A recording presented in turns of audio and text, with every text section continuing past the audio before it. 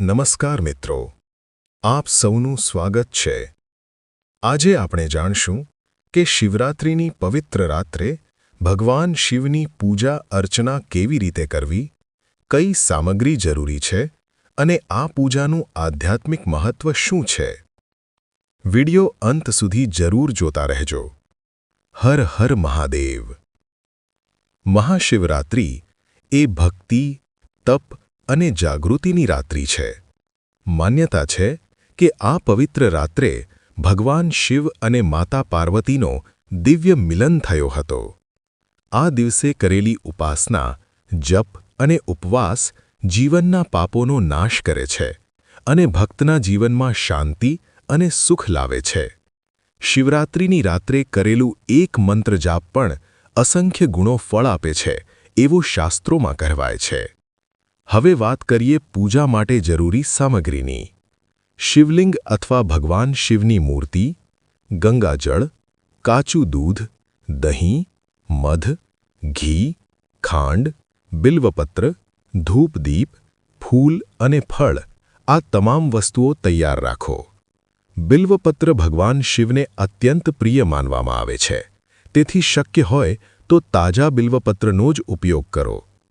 પૂજા શરૂ કરતા પહેલા સ્વચ્છ થઈને શાંતિપૂર્વક બેસો અને સંકલ્પ લો કે તમે શ્રદ્ધા અને ભક્તિથી આ પૂજા કરી રહ્યા છો। સૌપ્રથમ શિવલિંગ પર ગંગાજળ અર્પણ કરો, ત્યારબાદ દૂધ, દહીં, મધ, ઘી અને ખાંડથી અભિષેક કરો। આ પંચામૃત અભિષેક આત્માની શુદ્ધિ અને સકારાત્મક ઊર્જાનું પ્રતીક છે। અંતમાં ફરીથી શુદ્ધ જળથી સ્નાન કરાવીને શિવલિંગને સ્વચ્છ કરો। હવે બિલ્વપત્ર અર્પણ કરો અને દરેક પત્ર સાથે ઓમ નમઃ શિવાય મંત્રનો જાપ કરો। શક્ય હોય તો 108 વખત મંત્ર જાપ કરો।